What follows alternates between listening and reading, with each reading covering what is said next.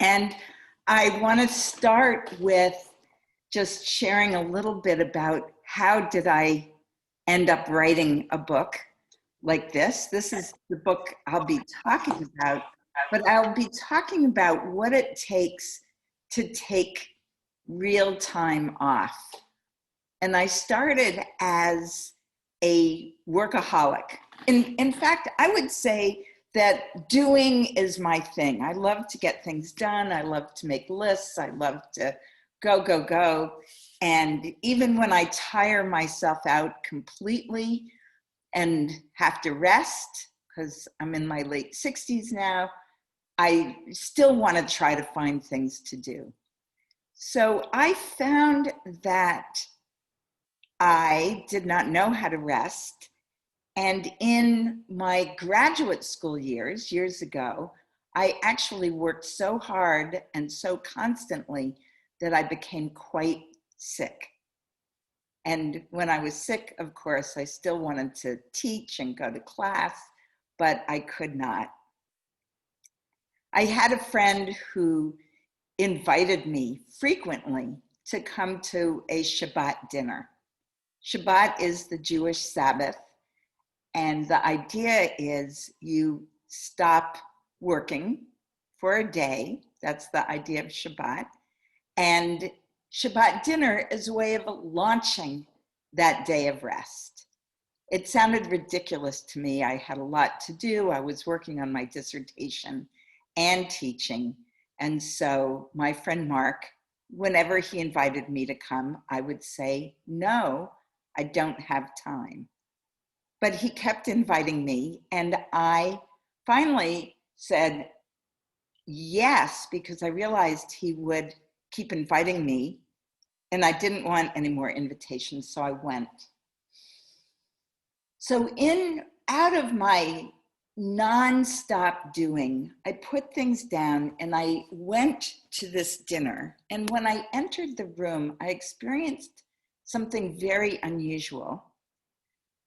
At Yale, which is where I was in graduate school, I met a group of people who did not ask me what I was working on, did not ask me where I'd been publishing my work, who were just friendly and warm and open, having different personal conversations about things that matter. And it was wonderful. They lit candles, which was very, very interesting. I'd never done that before. And then we proceeded to have a delicious meal of laughter and conversation. It was fabulous. I went home and went right back to work. But in that, I had a taste of what Shabbat is, or Sabbath, which I learned some people call an oasis in time. And an oasis in time is something we can create in our lives, even now. In fact, I've come to believe that we need it now more than ever. In COVID time, when we're not as free to travel as we might like, when we can be on devices at any point, we can pick up our computer, we can be on our phones, the days have a blur to them. And resting also often includes our phone, our computer, our iPad, and there's no point at which we say, okay, I'm signing off.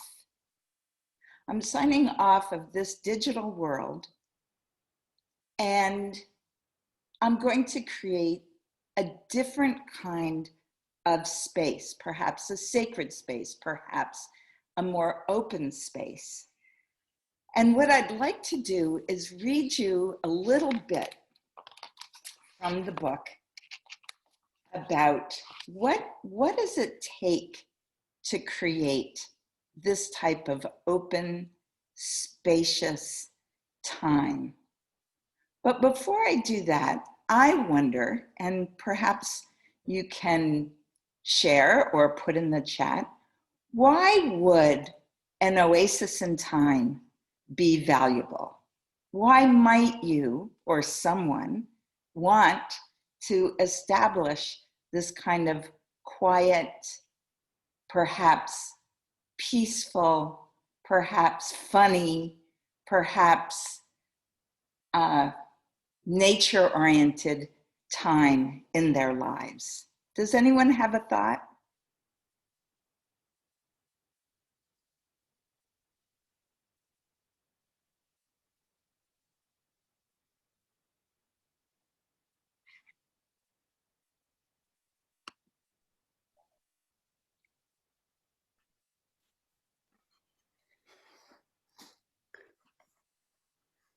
I've been unmuted. Do you want me to say something?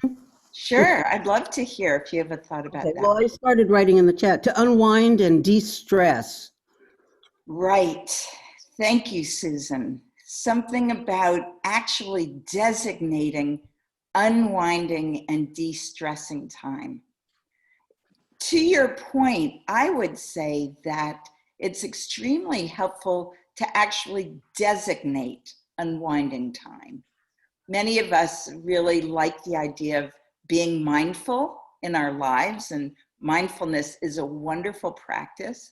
But when we bring an oasis in time into our lives, we actually designate that time with a beginning and an ending. And that says, in this time, I will specifically do things, think thoughts, take actions, be with people that enable me to just lower that level of stress. Thank you so much. Does anyone else have a thought about why would it be beneficial to actually designate an oasis in time in our lives? Perhaps every week, although not necessarily. Any thoughts on that?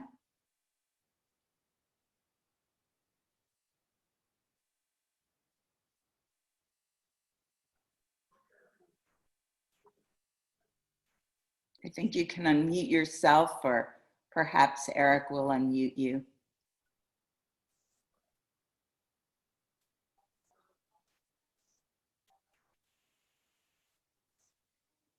The reason I ask this question and ask it of you to think, why might I benefit from oasis time, is to come to realize that the lives we're living are often really do have a certain level of ongoing stress in them. We think the same thoughts, we often take the same actions, and we maintain a level of muscular stress in our body that we become accustomed to. And when we designate time off of this, we actually can prepare to let go of some of our regular concerns. And perhaps we say, this is the hour or the half a day or the day in which I turn my attention to something quite different. I turn my attention to awe. I turn my attention completely to gratitude. We have so many things to worry about, from the pandemic to our health, to climate change, to how are our families and friends doing. The political situation often seems quite stressful and even dire. So it becomes important to take very clearly defined time off. So in my book, An Oasis in Time, I actually talk about how do you actually do this? Because you can say to yourself a million times, I'm going to take an hour off, completely off. I'm going to read that novel I've been trying to get to, or have a mindful walk. But what I learned from interviewing over 60 people who take this kind of oasis or Sabbath time every week is that you really do need to plan for oasis time and protect the time. Not only that, it's really helpful to identify a beginning and an end to the time. One of the things I learned from people is that this is a great time to get off our digital devices, because for many of us, they've become to some degree addictive, and they shape our consciousness far more than we know. If you have not had a chance to see the movie The Social Dilemma, which is on Netflix, I highly recommend it. And it's strongly suggested there to take periodic times off of the digital world.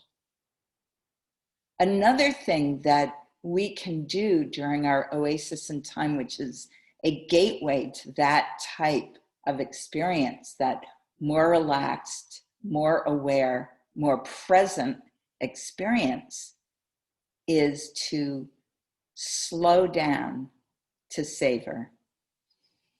We actually slow our actions. We can slow our thinking. We can do a little less. And that act of slowing down can be remarkably beneficial to our bodies, to our minds, and to our ability to be completely present in the moment. And then a final, what I call gateway, a final action to enable us to create an oasis in time, is letting go of achieving to rest, reflect, and play. And as a yoga practitioner, I can share with you that I often do yoga with the sense not just of practicing my postures, but also trying to get better, trying to perfect, trying to improve. And in an oasis in time, we let go of all of that. We actually recover a sense of well-being in just how we are right now. So does that sound like something you might want in your life, an oasis in time? I hope so. So I'm going to just read a little from the book to give you a sense of how you might create this. This is from chapter 4, Get Traction for Change. By now, you may be sure that you want an oasis in time, and equally sure that you can't make it happen because there's just too much to do. Many people spend years dancing around oasis time. If oasis time feels like it's always just beyond your reach, if you're one of those people who has not been quite getting there for years, or if you fear you will become one of those people, this chapter offers you 3 ways to get traction on oasis time.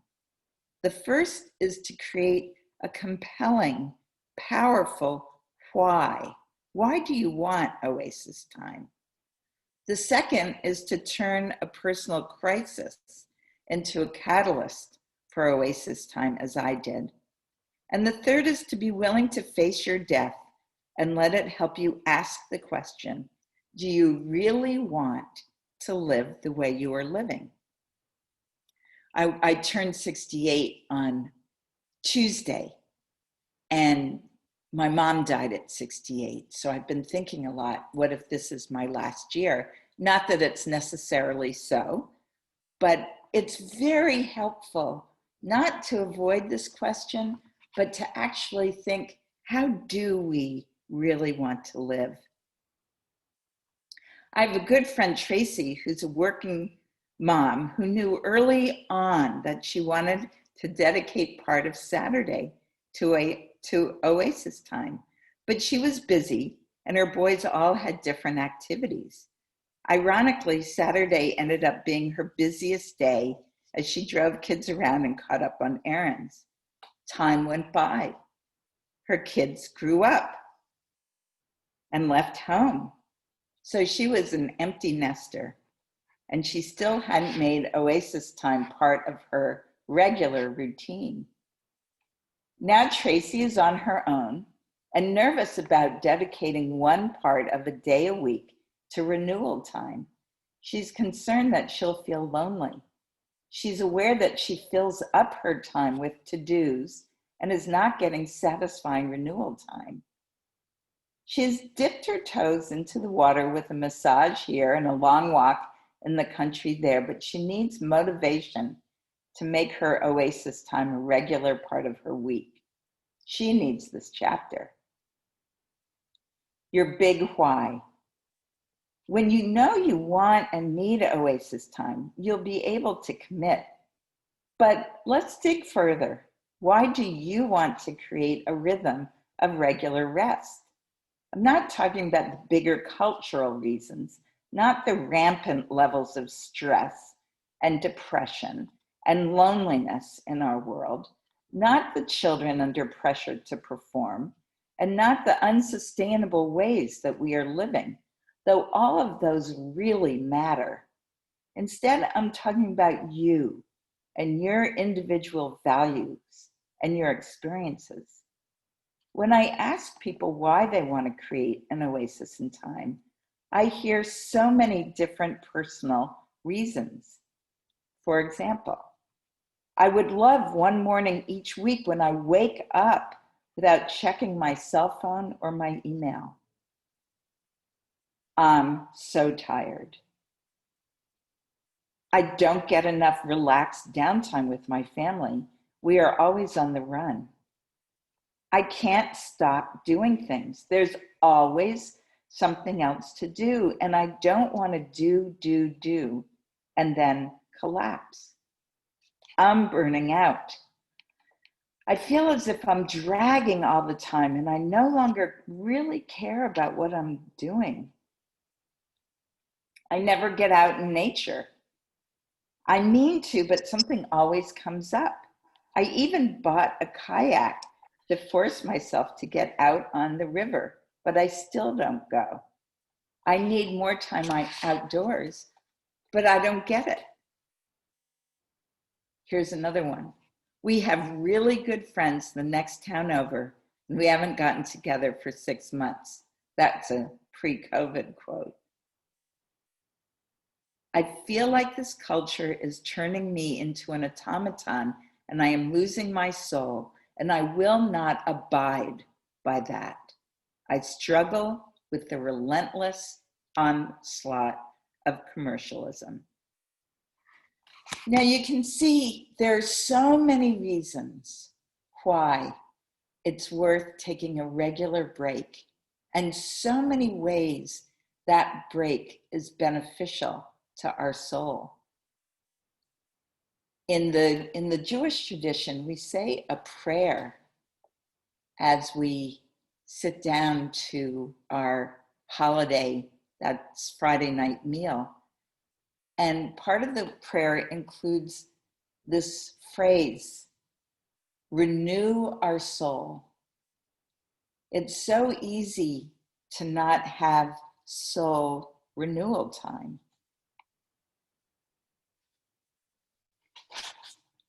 So I'm going to read another short section from this chapter. And this is called, Will It Take a Crisis? Some people need a crisis to slow down, and many of us have had experiences of illness or a sprain or losing someone, and we've resolved to make sure that we have time for what matters most. So this is the chapter. Some people need a crisis to slow down. Ariana Huffington did. She writes, on the morning of April 6th, 2007, I was lying on the floor of my home office in a pool of blood. On the way down, my head had hit the corner of my desk, cutting my eye and breaking my cheekbone. She went from doctor to doctor, trying to find out what was wrong with her. Diagnosis: she was tired and had fallen asleep at her desk. This humdrum discovery led her into a successful exploration of ways to create a more balanced life. Huffington is now a prime advocate for sleep and a passionate defender of the need for quality shut-eye every night, but also interested in a Sabbath. Erin Callan, you may or may not remember her, but she was the much maligned CFO of the now defunct investment bank Lehman Brothers, was not able to stop working either. But when Lehman collapsed, she was forced into a new way of life. Without the crisis, she says, I may never have been strong enough to step away. Perhaps I needed what felt at the time like some of the worst experiences in my life to come to a place where I could be grateful for the life I had. Callan recalls how she never meant to put her friends and family last on the list. It just slowly evolved that way. She left her job and she feels came to her senses. And at age 50, she became happily married to a firefighter with whom she has a 1-year-old daughter. A less dramatic kind of inner crisis led travel writer Pico Ayer to his life change. He was in a taxi one night, hurrying home from a long day at work when, as he says, I suddenly realized I was racing around so much I could never catch up with my life. He says, I had the life he had always dreamed of, including a fascinating job in New York City writing about world affairs, but reality was not satisfying. So one of the things I find as I talk to people about this idea of taking time off is that for many of us, when we first start, we have to go through a bit of a lull. We might even call it a depression. Because when you really stop and slow down, at first things can seem quite dull, boring even, because we have become used to a lot of stimulation. But with practice, the boredom leads to an amazing opening into awareness of what's really present right here. So that if we're aware of the stages when we actually start to deeply rest, we can become aware of what is really around us and the amazing gifts of our lives. So I started off with the story about learning about Shabbat through going to a Shabbat dinner. And I went back the following month. It was a monthly thing. And once again, I came home and went right back to work. But little by little, I took all of Friday evening off. And I found myself feeling refreshed. It was social. It was delicious. It was connecting. So cautiously, I started taking Saturday mornings off as well, just the first couple hours, and I did not work in the morning. Over time, I extended that through lunch, and eventually I came to practice Shabbat in a more traditional way, the whole day, shutting things down on Friday afternoon, having a day off, even sometimes a boring day, and then going back to life as usual on Sunday morning. I talked to all kinds of audiences, and some people loved the idea but would prefer to do it on a Sunday. Some people really want just an afternoon off for their own renewal once a week.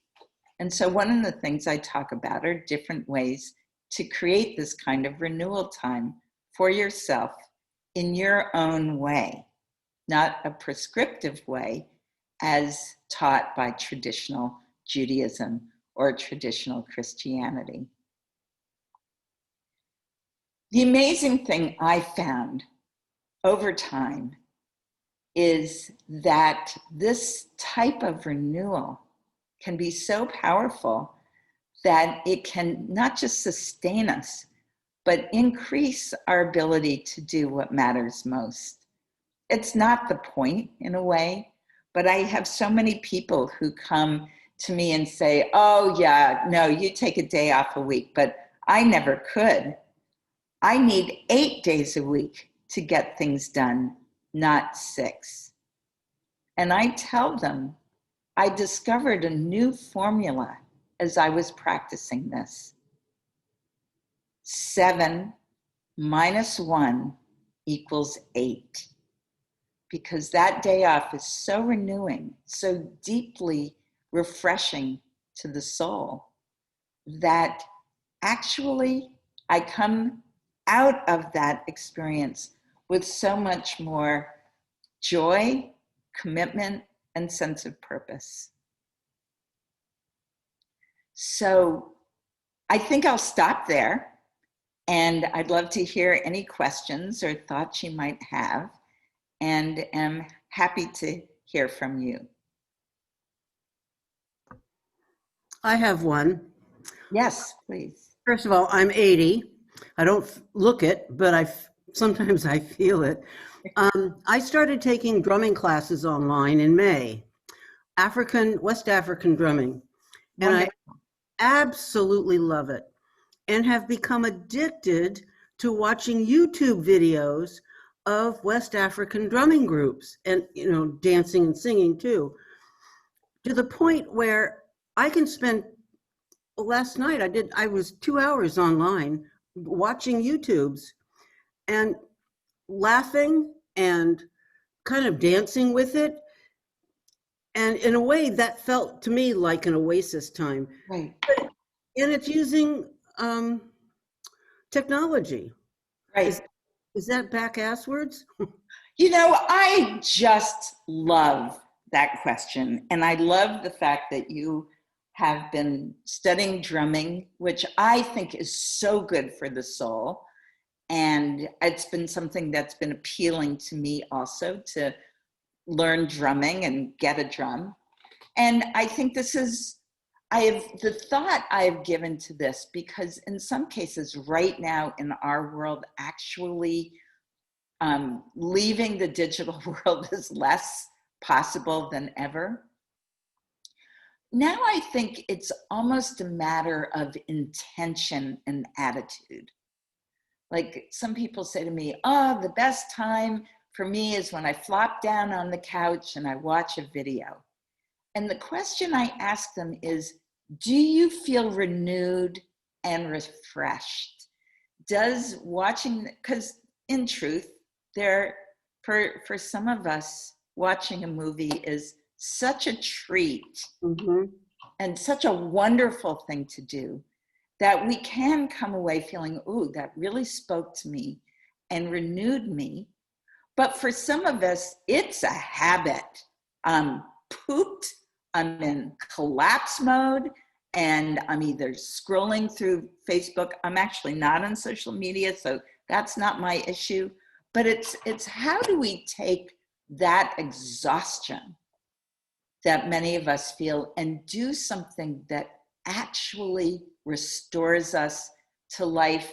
And Susan, I have to say, it sounds like the drumming does that for you. Yeah, I watched it till 1:30 last night and then went to bed and slept like a baby. Yeah, so I'm not here to say, it's an invitation to people for whom the digital world is an addiction. But for many of us, it's not. That's not the issue. For me, the doing is an addiction. I really require, the reason I started all of this is someone told me that keeping a Sabbath, remembering the Sabbath, is one of the 10 commandments. And I thought, whoa, if it's that important, maybe I should try it a little more seriously. Because wake me up and get me going, and I've got a list this long and I'm just checking my list, but it's something I have to stop every week. Thank you. Thank you. Great question. Other thoughts, observations, or questions from anyone?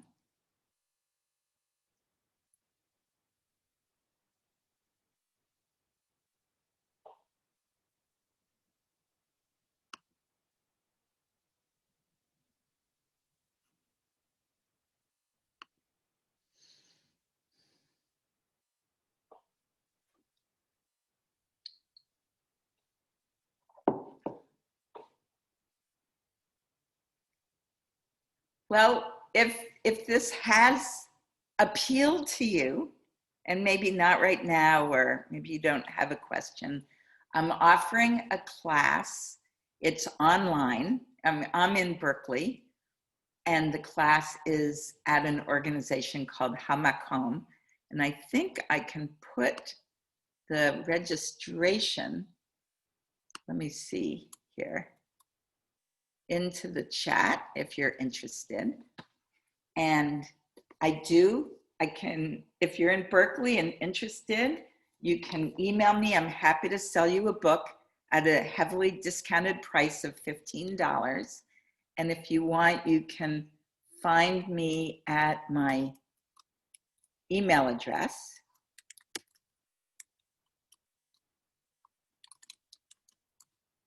And let me know if you'd like to come by and pick up a book. And I'll also say, this is my book. It's hard to make a difference when you can't find your keys.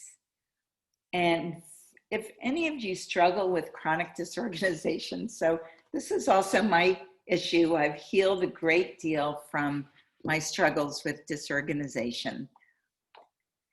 And I'll just say that it's interesting that when many of us are more confined to our homes, in some ways it can become harder and harder to make our house into a home. I've been revisiting the challenge of disorganization because we're mostly home. My husband and I both do management consulting, and we're traveling a fair amount. And now I'm really seeing the impact of my little piles and relearning in some ways the importance of keeping clear spaces at home. And in some ways, it's very similar to the importance of not just clearing up our clutter in our houses and in our homes, but also clearing up the space so that we can really be close to ourselves. One of the things I talk about in the book is a notion of disconnect to connect. Disconnect from digital devices, and it's not a law, it's not a rule the way I look at it. And I loved Susan's question so much, her comment, because the question is disconnect to connect with our self, with the people around us, and with a sense of a higher power, with a sense of, if we don't have a sense of a higher power, to connect with the remarkable, magnificent world around us. Do we really allow time and space for that connection to that remarkable world that we inhabit? I was at a conference on climate change today, and one of the things that came up is how easy it is to take our remarkable world for granted, but also how easy it is to take our remarkable selves for granted. The fact that we can move and talk and connect and think and learn and support one another is truly miraculous. Very easy to forget.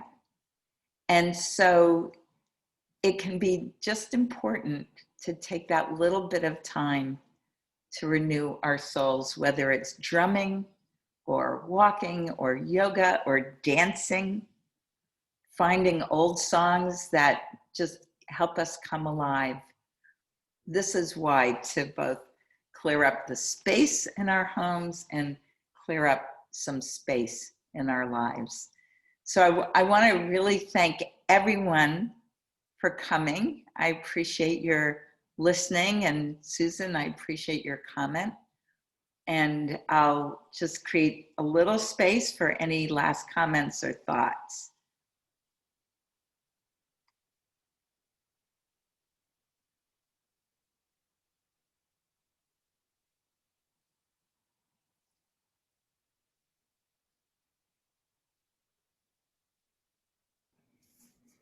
Thank you. Thank you. Thanks for being here, and thanks for being such a wonderful model. I can't wait to look up West African dance and drumming. Thank you, Marilyn. You've been inspiring. Oh, wonderful, wonderful. Well, everyone, you have my email. Be in touch if you want a book or if you want to chat. Let me know. And it's wonderful that you are all here today. Thank you. Thank you.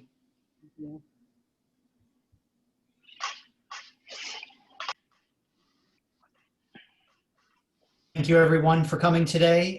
We're very happy that Marilyn was here to discuss that. And I hope that everybody finds their own oasis in time each and every day. Beautiful. Thank you again for being Thank you. with us. And we look forward to seeing you at future events. Thank you, everyone. Thank you, Thank Eric. you. Thank you so much for having me here. Thank you to everyone for coming. And thank you to Ashby Village for hosting me. And I wish you a really wonderful day today and a good weekend and perhaps some oasis time. And if you want, if you want to have a look, you can just go to my website. There's some ideas there, and just bring this into your lives little by little. It's a remarkable experience. What is your website? Here, I'll put it in the chat. It's www.marilynpaul.com. And if you like, you can go there and just sign up. You will get a set of 3 little suggestions to create more oasis time in your life. And you will get on my mailing list, but I very rarely send out anything, maybe a newsletter quarterly, but you can get a lovely little set of thoughts on how to create more oasis time every day, just the way Eric mentioned. Okay, thank you.